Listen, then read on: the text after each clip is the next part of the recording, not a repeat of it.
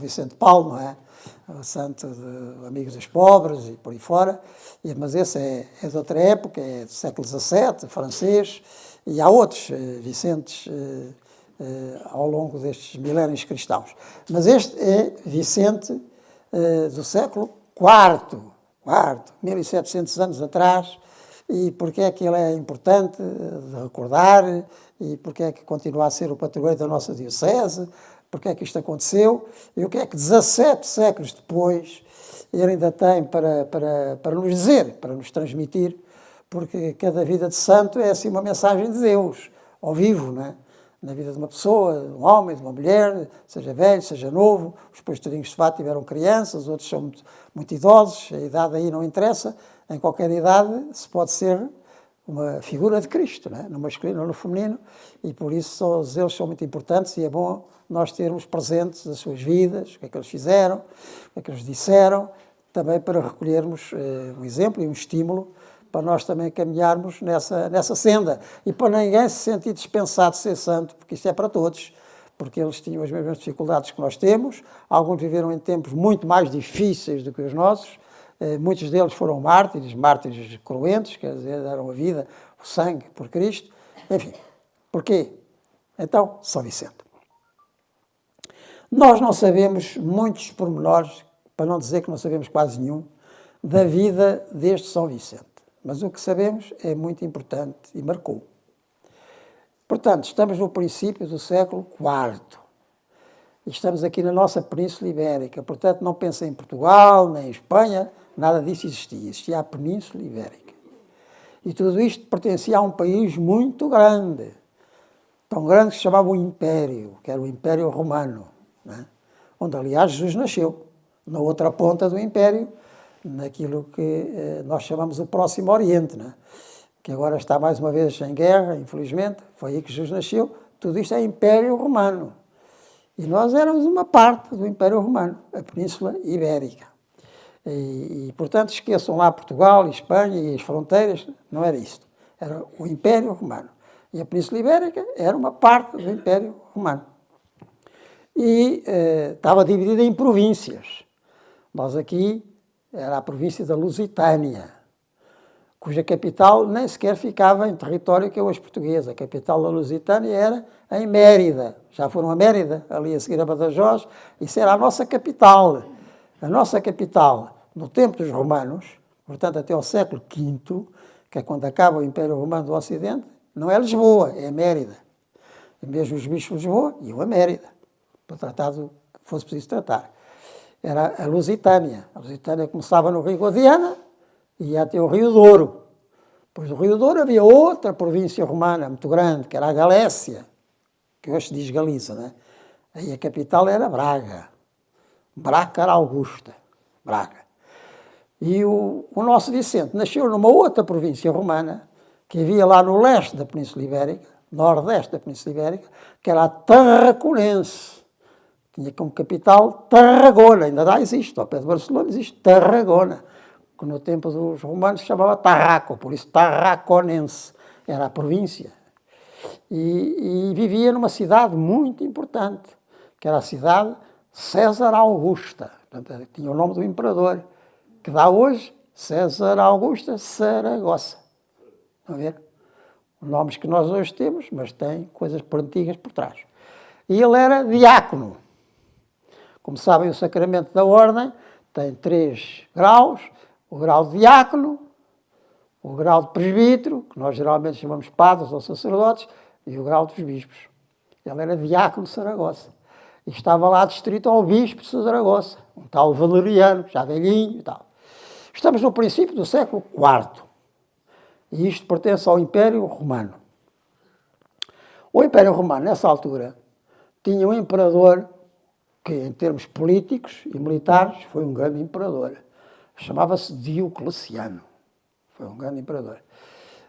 E este imperador Diocleciano, que era natural daquilo que nós hoje chamamos os Balcãs, dali, mas era imperador, e foi um dos últimos imperadores que conseguiu aguentar uma grande pressão que o Império sofria. O Império Romano ia até ao Reno, estou a ver o rio Reno, ao Danúbio, acabava aí. Mas do outro lado estavam os povos que não eram nada meigos e tinham muita vontade de entrar no Império Romano. Os romanos chamavam-lhe os bárbaros. Também eram tribos chamadas germânicas, dos germanos, quer dizer, povos próximos. Estavam do lado lá, do reino e do Danúbio, mas a fazer muita pressão. E isto já desde o século II, que eles faziam muita pressão para entrar no Império. O imperador Diocleciano, deve-se dizer e deve-se reconhecer, princípio do século IV, ainda foi daqueles que mais conseguiu aguentar aquela pressão dos bárbaros. Então, o que é que isto tem a ver com a religião e com os cristãos e com o Vicente? Tudo. E porquê é que tem a ver tudo? É porque os imperadores romanos achavam que para defender o império era preciso que toda a gente respeitasse os deuses do império, que não era Nosso Senhor Jesus Cristo. Era o Júpiter, era este, era aquele outro. Os próprios imperadores eram considerados seres divinos. O culto imperial, e isso era muito importante para se defender o império. E esta foi uma das grandes causas das perseguições dos cristãos. Desde o final do século I da nossa era. E, sobretudo, desde o final do século II, desde meados do século II. No século II, por exemplo, houve um imperador romano, um grande filósofo até, chamado Marco Aurélio, já devem ter ouvido falar, mas, no entanto, perseguidor dos cristãos. Por esta mesma razão. Porque eles achavam que para o império ser forte e se defender dos bárbaros, era preciso toda a gente ter aquela religião. Se vocês forem aos museus, não é preciso sair de Portugal, encontram as chamadas aras, que são assim umas pedras, com os nomes dos deuses, e assim em cima tem assim, um recipiente para se queimar incenso, etc., aos deuses. E isto era muito importante, porque isto unia a população. Unia a população. Bem, por mais que os cristãos dissessem que não era por eles não adorarem os deuses do império, que eram menos fiéis ao império, ao imperador. Os cristãos podiam dizer isso, mas não convenciam os imperadores. E o Diocleciano é, digamos, o último imperador perseguidor dos cristãos aqui no Império do Ocidente, mas talvez o mais drástico de todos. O Diocleciano. Estamos no princípio do século IV. Ironia do destino, 10 anos depois desta grande perseguição do tempo de Diocleciano, no ano 313, vem outro imperador que pensa de outra maneira, que diz assim: nós temos perseguido os cristãos para ver se defendemos o império. Mas eu estou a ver que os cristãos se aguentam bem, então é melhor tê-los do nosso lado. Portanto, paz para os cristãos. Foi o imperador Constantino, e que no ano 313, estão a ver a perseguição de Diocleciano, onde vai morrer o Vicente, é 303. 313, o imperador Constantino pensa de uma maneira diferente. Quer dizer, a maneira não é tão diferente, porque o que lhes interessava era defender o império. A conclusão é que é outra. Para o Diocleciano, ou fazem o culto dos deuses no império, ou são perseguidos e mortos. 10 anos depois, o Constantino, talvez a mãe tenha ajudado, porque a mãe era cristã. Já ouviram falar em Santa Helena, era a mãe desse imperador Constantino. O pai dele era um pagão dos 4 costados, mas a mãe dele era cristã. Talvez tenha tido a sua influência. O imperador Constantino, também para defender o império, chega à conclusão diferente. Não. Eles aguentaram-se tão bem na perseguição, é melhor tê-los do nosso lado. Portanto, paz para os cristãos. 10 anos. Vejam bem como a história muda, às vezes depressa demais. Mas no tempo do Vicente, princípio do século IV, 303, 304, não era assim. E a ordem do imperador é toda a gente tem que prestar culto aos deuses do império, porque isto é que garante a unidade e a defesa do império. E também chegou essa ordem a Saragoça, a tal César Augusta, onde o nosso jovem Vicente era diácono do bispo Valeriano, um bispo velhinho. E veio de lá um prefeito, chamado Daciano, que era muito rigoroso na aplicação desta lei.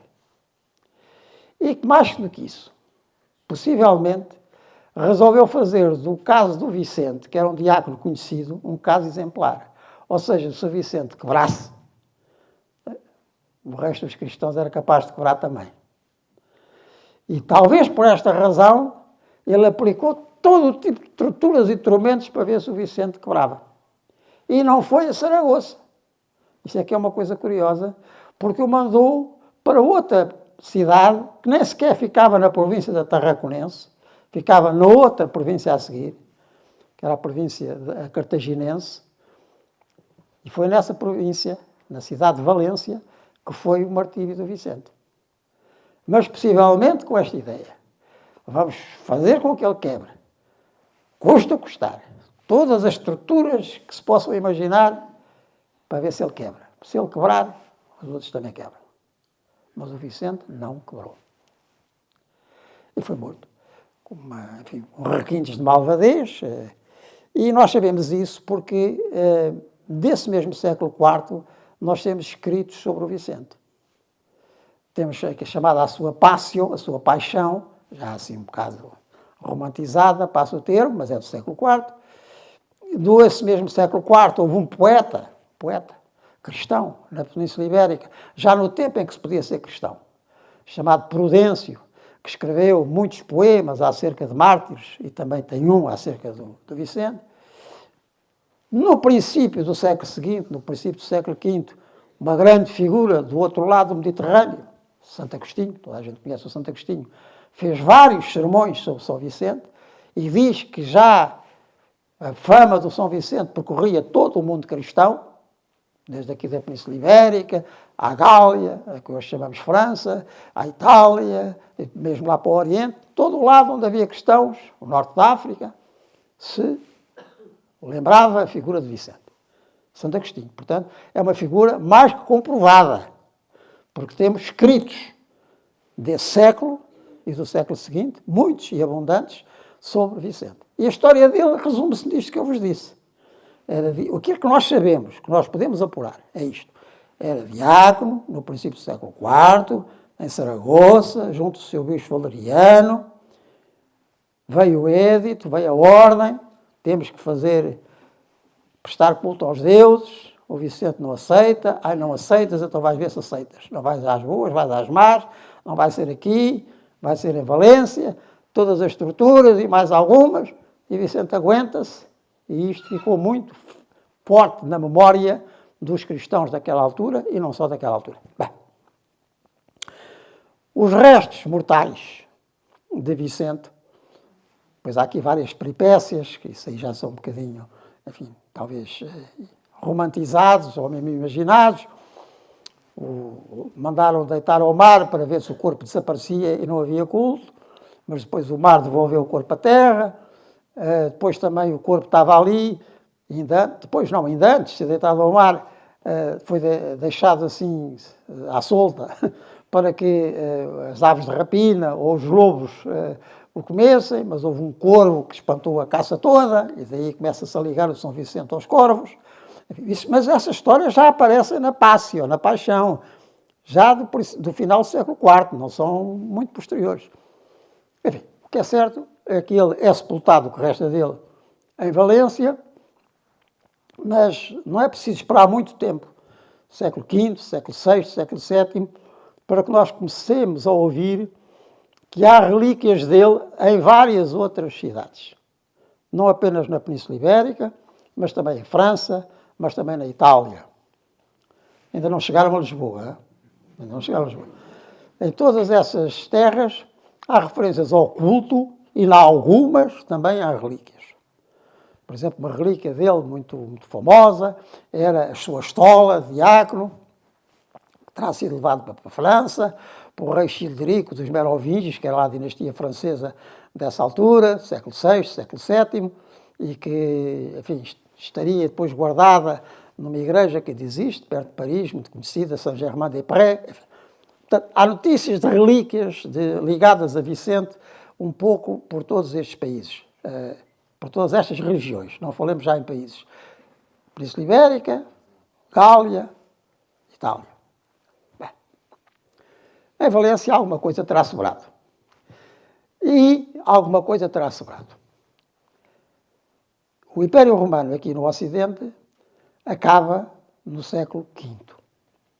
No século V, os bárbaros rompem aquelas fronteiras que eu falei há bocadinho, do Reino do Danúbio, vêm por aí de roldão, e como eu aprendi, não sei se ainda há aqui gente desse tempo, na escola primária, isso aprendi-se na história, a lenga-lenga era esta. Depois vieram os vândalos, os suevos, os visigodos, não, era assim, os vândalos, os suevos, os alanos e finalmente os visigodos, assim é que era a lenga-lenga. Bem, são esses povos germânicos que vêm por aí fora e instalam-se na Península Ibérica. Quem acaba depois, desde o final do século VI e até ao princípio do século VIII, por superintender na Península Ibérica, são os tais visigodos.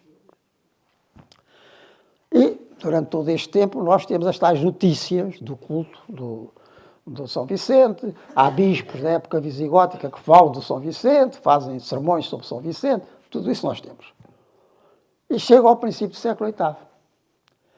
E no princípio do século VIII, a Península Ibérica, que já tinha sido romana, já tinha sido visigoda, vai mudar de dono. Quem é que passa a ser o dono da Península Ibérica? Os árabes. Os árabes. Os árabes. Eu digo árabes porque falavam árabe. Não são todos da Arábia, não é? Muitos são aqui do norte da África, outros são de outras zonas, mas falavam árabe, por isso, assim como se chamam latinos, porque falámos latim, uma língua latina, chamamos árabes, que era a língua comum deles todos. Os árabes entram na Península Ibérica no princípio do século VIII e dominam a Península Ibérica, quase toda a Península Ibérica, depois cada vez menos a Península Ibérica, entre o século VIII, quando vencem os visigodos, na Batalha de Guadalete, na Andaluzia, em 711, e até o último sítio que eles tiveram na Península Ibérica foi Granada, no final do século XV. Olha, estão a ver, do século VIII ao século XV é muito século. É muito século sob o domínio árabe. Aqui chamavam-lhe mais os mouros, mas árabes é assim o nome mais correto, por causa da língua comum que eles falavam. Os árabes. E diz uma crónica árabe, chamada a Crónica do Moro Razi, foi uma crónica para aí do século VIII, IX, e que foi traduzida em português no tempo de Dom Dinis, a Crónica do Moro Razi, é daí que vem esta notícia, que cristãos de Valência fugiram com as relíquias até onde puderam fugir. Olha, não fugiram para o lado dos Pirineus, fugiram para o Ocidente, até bater com o nariz no mar. Naquele sítio que depois se chamou, precisamente por causa disso, o Cabo São Vicente. Não é nessa altura que se chama Cabo São Vicente.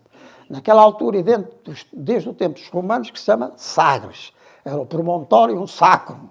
Havia ali qualquer coisa de sagrado, era ali o fim do mundo, porque eles não sabiam que havia territórios para lá do oceano, portanto era o fim do mundo, era uma coisa sagrada, promontório sacro, de onde vem Sagres. E ao lado do promontório de Sagres há um outro promontóriozinho, quem foi o Algarve já viu, que é o Cabo de São Vicente, que se passou a chamar de São Vicente. Portanto, segundo essa crónica do Moro Razi, nós temos esta notícia de que as relíquias que restavam em Valência terão sido trazidas por aí adiante até àquilo que depois chamou o Cabo de São Vicente.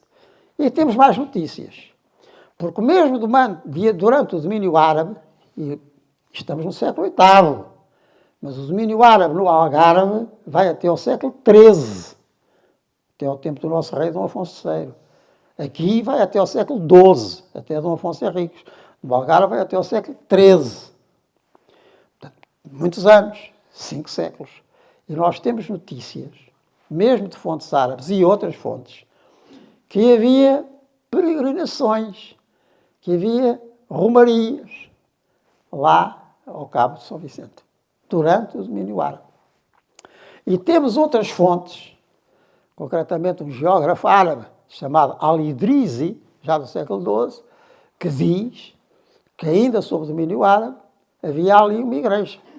Até lhe chamavam a igreja, lá vem outra vez a história do Corvo, a igreja do Corvo. Esta ligação do Corvo a São Vicente já vem desde a Pácio, desde o século IV, V, que diz que houve um corvo que espantou os animais para que não comessem o cadáver. Agora aparece a Igreja do Corvo, segundo essa fonte árabe também, já mais próxima. Enfim, estas notícias são notícias bastante verosímeis, quer essa do Morrazi, quer a das peregrinações ao Cabo, que depois se chamou de São Vicente, quer esta do Al-Idris e da tal igreja, ou as ruínas da Igreja do Corvo. Havia notícias de tudo isto. Até há notícias, mesmo da época árabe, de que havia propriedades que estavam ligadas a essa igreja, com o mosteirinho que lá havia, do Corvo. Portanto, tudo isto antes da fundação de Portugal, ou antes de Portugal chegar lá. Então chegamos agora à época portuguesa. Como sabem, Portugal não começou aqui. Portugal vem de Portus Cale. Cale é Gaia. E que deu, mais tarde, a partir do século IX, nome a um condado que se criou dentro da monarquia leonesa, desses cristãos que do norte, a pouco e pouco, foram recuperando o território aos árabes. Tinha a capital em Leão. O Dom Afonso Henriques, por lado da mãe, era neto do rei Afonso VI de Leão. E então havia ali, à volta de Portos Cale, à volta de Gaia, de Cale, um condado que por isso mesmo se chamou Portucalense. Portos Cale, o Porto de Cale, Porto de Gaia, e depois Portucalense, o território, o condado que se formou. E que no tempo do Dom Afonso Henriques, quando ele herdou esse condado, do lado do pai, e pelo lado da mãe, quer dizer, tirou-o à mãe, vinha até Coimbra. Coimbra era a fronteira. Portanto, Portugal, nos anos 30 do século XII, é o condado portucalense, a pouco e pouco vai se transformando no reino de Portugal, já desligado de Leão, e tem Dom Afonso Henriques, e vem até ao Mondego. Do Mondego para baixo, portanto, esta zona onde nós estamos, tudo isto continuava a ser território árabe. Como sabem também, em 1147, o Dom Afonso Henriques consegue descer do Mondego para o Tejo e conquista Lisboa. Lisboa, que até aí, até 1147, estava sob domínio árabe. Chamava-se Lisboa. Domínio árabe. E o Dom Afonso Henriques conquista Lisboa em outubro de 1147. Outubro de 1147. Ora bem, quando ele conquista Lisboa, ele dá-se conta de uma realidade que ele tinha começado a perceber quando estava em Coimbra. Mas quando veio para Lisboa, ainda mais, é que isto, domínio árabe, era. Agora, terra muçulmana, não tanto. Não tanto. Ele começa-se a dar conta que mesmo sob o domínio árabe, persistiam os cristãos. Com mais ou menos facilidade, com mais ou menos dificuldade, mas persistia. Esses cristãos que viviam sob o domínio árabe chamavam-se moçárabes, uma palavra que quer dizer parecido com árabe.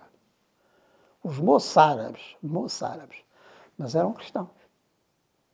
É uma realidade pouco estudada na nossa história, mas não é uma realidade pequenina, porque estes moçárabes existem do século VIII, no caso do Algarve até ao século XIII, no caso daqui onde estamos até ao século XII, são muitos séculos.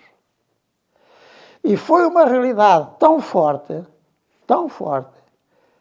que é por isso que eu estou a falar em português e não estou a falar em árabe. Quem é que manteve a língua latina? Português é a língua latina, que evoluiu para o português, para o espanhol, para o francês, para o italiano. Porque é que nós estamos a falar a língua que os romanos cá deixaram? Antes de chegarem os romanos, a gente também não falava latim. Os nossos antepassados falavam línguas que a gente não conhece. A única que sobrou foi a dos bascos, onde os romanos não chegaram. Aqui as línguas que falavam, nós também já fomos colonizados.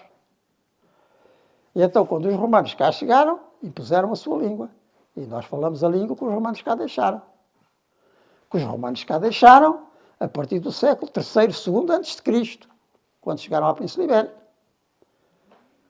E cá permaneceu. No tempo do Império Romano, era a língua que falava o Vicente. Aliás, a palavra Vicente é uma palavra latina, vencedor, vicens. a língua que falavam depois durante o tempo dos visigodos, incorporando alguns vocábulos germânicos que os visigodos trouxeram, mas a base continua a ser esse latim. E que eles continuaram a falar durante séculos, durante o domínio árabe. Se eles fossem pouquinhos ou tivessem desaparecido, não tinham mantido a língua. Para manterem a língua durante tantos séculos, aqui os nossos antepassados, aqui deste território, é porque continuaram. Mas eles não mantiveram só a língua que nós falamos. Nós herdámos esta língua trazida pelos moçárabes de tempos mais recuados. Eles também guardaram outras coisas. E uma das coisas que guardaram foi exatamente o quê? A memória dos santos e, sobretudo, dos mártires peninsulares. E é por isso que aqui, no território, que é hoje Portugal, há tanto São Vicente, há Santa Eulália, há Santa Justa, há Santa Rufina. São tudo mártires do tempo romano, não foi só o Vicente, mártir do tempo romano, da Península. O Vicente é de Saragoça. A Eulália de Mérida, que era a capital da Lusitânia. A Justa e a Rufina eram de Sevilha. E outros nomes de santos cuja memória eles guardaram. E, aliás, mesmo deste território, sabe-se, que eles também faziam romarias lá abaixo, a São Vicente, ao Cabo de São Vicente, entrando pelo território árabe, ou indo de barco. E isto foi tão forte que o Dom Afonso Henriques, quando conquista Lisboa, tarde demais para o bispo moçárabe de Lisboa, que os cruzados pensaram que era amor e mataram, e era um bispo moçárabe cristão de Lisboa. Mas quando os cruzados de Colónia entraram, rolão, por Lisboa, em 1147, foi o bispo e foi tudo. Depois ficaram muito admirados quando viram os boetas, que eles pensavam que eram muçulmanos, sair a gritar por Santa Maria, Santa Maria, Santa Maria. Eram tão muçulmanos como eu. Eram moçárabes. Ora, quando o Dom Afonso Henriques se percebe disto, ele diz, lá, cautela. Eu tenho que me dar bem com esta gente. Afinal, eles não eram todos mouros. Pareciam mouros, que é o que a palavra moçárabe quer dizer, mas não eram cristãos. Até lhes matei o bispo e tudo. Olha que isto. Então, uma coisa é conquistar, outra coisa é governar. Para governar é preciso povo, e que o povo goste. O Dom Afonso Henriques era um homem do Norte, filho de uma mulher lá de cima de Leão, e filho de um homem que tinha vindo da Borgonha, o Conde do Henrique, portanto não conhecia nada destas realidades aqui do Sul. Tinha sido criado em Guimarães, não conhecia, mas foi conhecendo, à medida que ele foi conquistando território, primeiro o Mondego, e em Coimbra havia muito moçárabe, e foi o São Teotónio, que estava lá em Coimbra nessa altura, que lhe abriu os olhos. Olha, que tu pensas que eles são bons, mas eles são tão cristãos como tu. E então, quando chega a Lisboa, alto lá, eu tenho que me dar bem com esta gente. E terá sido esta a razão,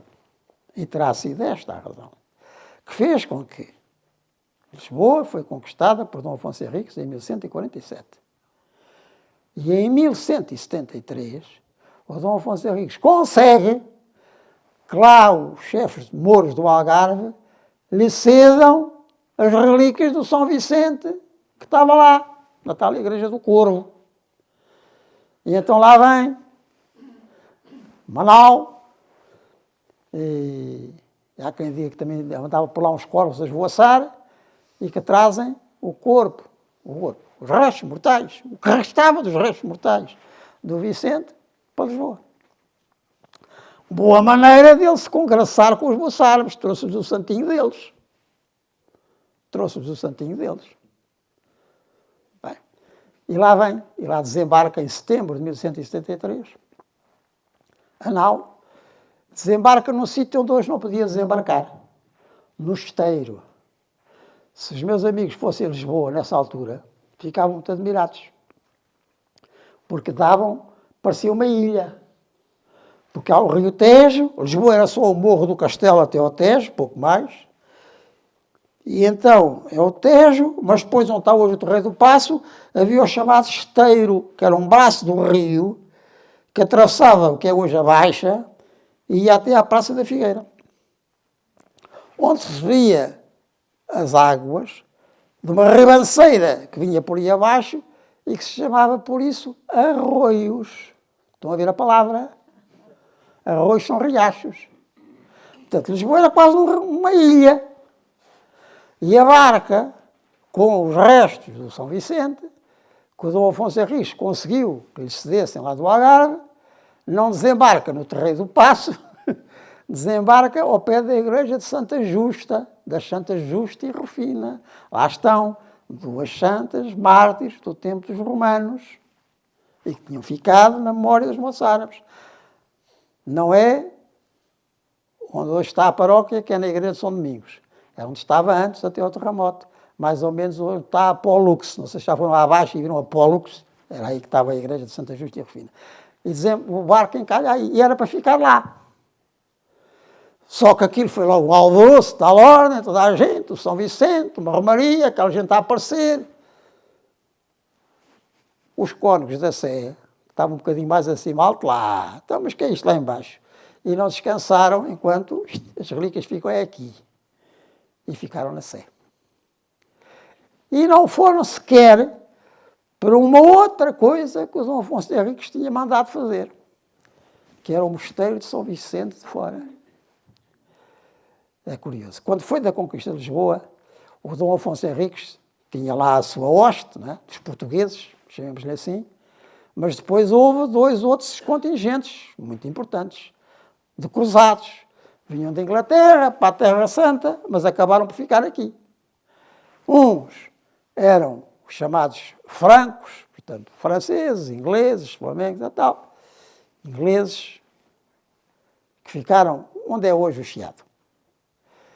Portanto, do outro lado do esteiro. E havia também os alemães, que era sobretudo gente de colónia, e que ficaram onde está hoje São Vicente de Fora. E o Dom Afonso Henriques, os portugueses, onde é que ficaram? Olha, mais ou menos onde está hoje o Hospital de São José. Tudo isto era campo, na altura. Não eram casas, era fora de Lisboa. Até se chamava São Vicente de Fora, ficava fora da antiga muralha dos romanos e dos mouros, não é? Que acabava ali onde estão as Portas do Sol. O resto era fora. E o Dom Afonso Henriques tinha prometido fazer duas igrejas. Uma onde era o acampamento dos ingleses, no Chiado, foi a Igreja dos Mártires, não é a que lá está hoje. Era a que lá estava antes do terremoto, que ficava um bocadinho mais atrás, ali ao largo do Largo de São Francisco, ali para a Rua Vítor Corda. Caiu com o terremoto e depois foi refeita na Igreja dos Mártires. Os mártires são os cruzados que morreram na guerra, não são os mártires de antigamente. E depois, em São Vicente de Fora, onde tinha sido o acampamento dos alemães, de colónia. Mas é curioso que nesse sítio de São Vicente de Fora, onde se fez esse mosteiro do tempo de Dom Afonso Henriques, que não é o que lá está hoje, o que lá está hoje é uma reconstrução do final do século XVI, século XVII. Mas o que lá estava antes, e nós temos gravuras de como é que era, isso foi feito em cima de um lugar de culto cristão. Porque há lá restos de um cemitério, não é o que se vê na sacristia, é o outro que está ao lado, que talvez seja do tempo dos moçárabes. Possivelmente, já no tempo dos moçárabes, havia ali um lugar de culto, e talvez dedicado a São Vicente. Porque a igreja que ele fundou chamou-se de São Vicente. E, portanto, a partir daí, São Vicente, as relíquias vêm para Lisboa, é uma maneira de unir os cristãos que vinham com o Dom Afonso Henriques e os cruzados que vinham lá de fora com a população cristã local, que não era tão pouca como isso, como disse, até tinha um bispo, que os alemães julgaram que era amor e mataram, e era o bispo de Lisboa, moçárabe. Nós até sabemos mais ou menos onde é que era a Sé, não é aquela Sé que o Dom Afonso Henriques mandou fazer e que não é em cima de mesquita nenhuma, a mesquita de Lisboa não era ali. Sabemos onde é que era a igreja dos moçárabes. A igreja dos moçárabes é mais para cima, onde está hoje mais ou menos a igreja de São Cristóvão, ali no coração da Alfama, seria por ali. E até sabemos qual era o nome dessa igreja, que era a Catedral, digamos assim. A Catedral é a igreja onde o bispo tem a catra, tem a cadeira. Chamava-se Santa Maria de Alcaminho, Santa Maria do Caminho, porque era o caminho com que se saía de Lisboa para aquela zona. Bem, enfim, A partir daqui, moçárabes e cristãos vindos do norte vão formar a Lisboa portuguesa. A Lisboa portuguesa a que nós pertencemos. E como padroeiro, que lá está, São Vicente. Era a melhor maneira de ligar esta tradição moçárabe que vinha lá dos tempos dos romanos e dos visigodos e que tinha sobrevivido durante aqueles 5 séculos e tal, Moro, com aqueles que vinham agora do norte, os tais portucalenses, que agora se começam a chamar portugueses. E é por isso, já agora, que a gente não deve falar em reconquista cristã de Lisboa, porque não foi reconquista cristã nenhuma. Até mataram o bispo de Lisboa, que é a conquista cristã. É conquista de Dom Afonso Henriques, ou dos portugueses.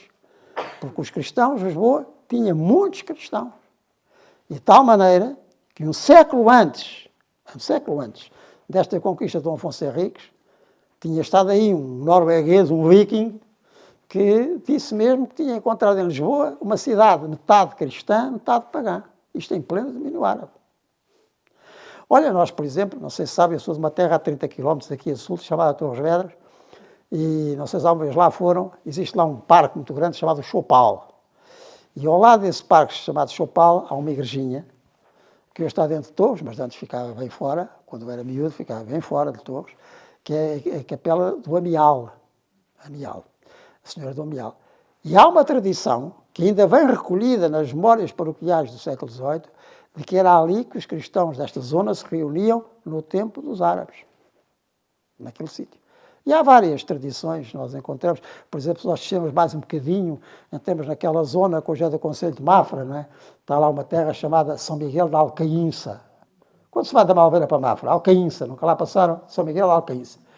Alcaínça é uma palavra árabe que significa a Igreja dos Cristãos, Al-Knissa.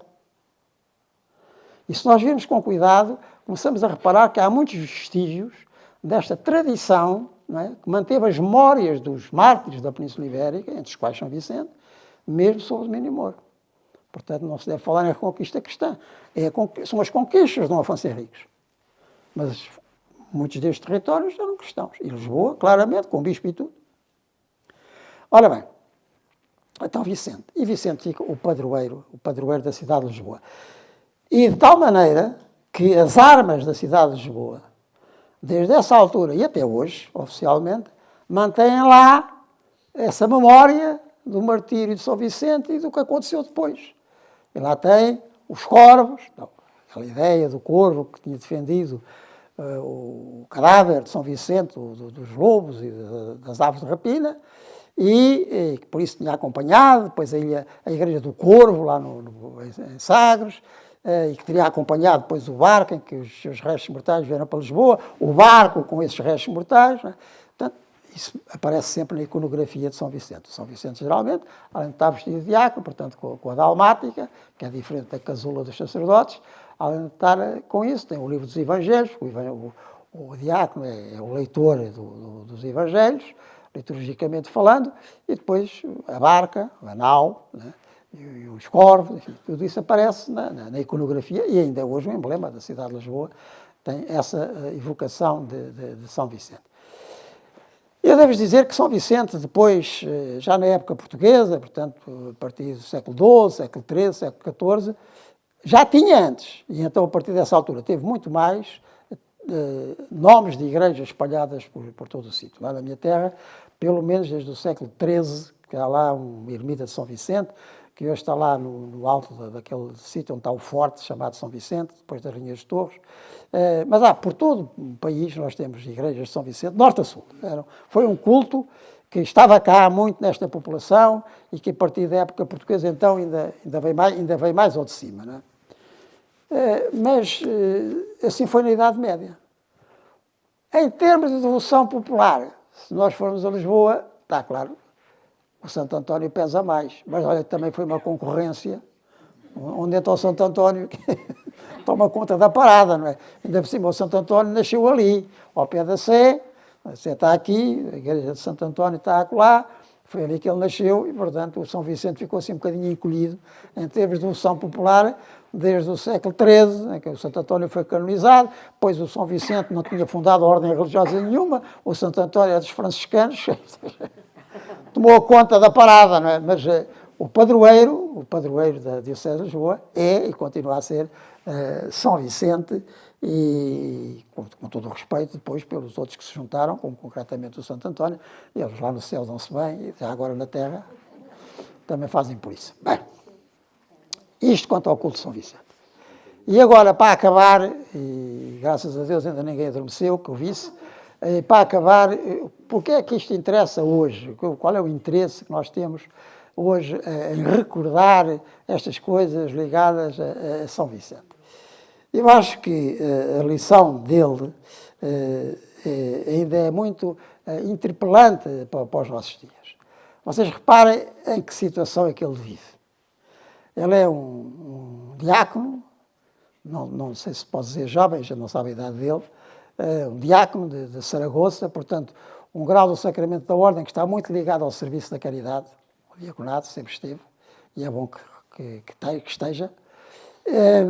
E que foi um alvo muito escolhido da perseguição, porque devia ser muito popular lá em César Augusta, Saragoça, e, portanto, se ele quebrasse, acabava-se a resistência aos pagãos, a resistência aos cristãos. Então, se ele quebra, porque é que a gente não quebra também? Então, ele é quem é e falha, e vai lá queimar uns bocadinhos de incenso aos deuses, porque é que mal faz a gente também lá ir queimar uns bocadinhos de incenso. Depois também havia uma ordem de entregar os livros sagrados, portanto, os livros que se utilizavam nas missas, nas celebrações. Livros, quer dizer, pouca coisa havia, eram pergaminhos, eram um pouco mais do que isso, mas que entregasse esses textos litúrgicos, que ele também terá recusado a entregar, e essa foi mais uma das causas do seu martírio. Enfim, mas isso também acontecia com outros nessa altura. Ora bem, o facto de ele ter resistido a estas tentativas de abjurar, de quebrar, de disfarçar a sua fé perante uma hostilidade tão forte como foi esse final do paganismo romano, que é exatamente do tempo dele, como digo, dia 10 anos a perseguição acabará aqui no Ocidente. Este exemplo, esta tenacidade de Vicente, eu creio que é sempre interpelante para todas as épocas, não é? Nós não nos devemos esquecer que, para já, hoje em dia, basta ler os relatórios da ajuda da Igreja que sofre, ou este último que saiu sobre a liberdade religiosa no mundo, ou a falta dela, e nós reparamos que o martírio hoje é constante. Há territórios no mundo onde os cristãos são ferozmente perseguidos e onde, enfim, praticamente todas as semanas há mártires, não é? Nunca houve tantos mártires como na nossa época. Mesmo na época romana, as perseguições não duraram todo o tempo do Império. Havia assim uns picos de perseguição, sobretudo quando havia ameaça bárbara, mas não era uma coisa constante. Agora, nos nossos dias, em certos territórios, a presença cristã é muito combatida. E depois também o paganismo, não é? O paganismo, quer dizer, uma outra concepção da vida e do mundo e das coisas, que não é a concepção cristã. E, portanto, não digo que de uma maneira cruenta, pelo menos aqui, graças a Deus, ainda não acontece, mas de uma maneira anímica, esta tenacidade, esta convicção, a certeza de nós nos manifestarmos conforme a nossa fé e não termos vergonha nem receio de dizermos o que temos a dizer e a nossa perspectiva, eu julgo que não é menos importante do que noutras épocas. E se calhar até hoje é mais insidiosa, porque não é assim tão descarada, mas anda por todo lado. E às vezes é mesmo descarada, basta ver a apreciação que grande parte dos média fazem dos acontecimentos, das coisas, a maneira de olhar para a vida, o respeito pela vida humana, da concepção à morte natural. Há uma série de verdades que nós cristãos levamos muito a peito, porque as aprendemos de Cristo, não é? Como Vicente aprendeu, que hoje não requerem menos tenacidade, menos coragem, menos desassombro, menos resistência anímica do que aquela que teve o Vicente no seu tempo. Portanto, eu acho que ter um mártir como padroeiro hoje também é para nós, de outra maneira, não é? De outra maneira, porque estamos aqui. Se estivéssemos, por exemplo, na Nigéria, onde não há mesa onde não morram cristãos, onde não se assaltem igrejas, onde não se saqueiem seminários e se matem padres, ou noutros sítios do mundo, outro galo cantaria, não é? Seria mais parecido com Saragoça no século IV. E não só aí. Mas aqui não há ainda, espero que não haja, não é, esse tipo de atentados pessoais, mas onde há atentados morais, há atentados quer dentro da Igreja, quer fora da Igreja. E que requerem, quem queira ser cristão e ver as coisas como Cristo nos ensina a ver, também tenacidade. Também tenacidade.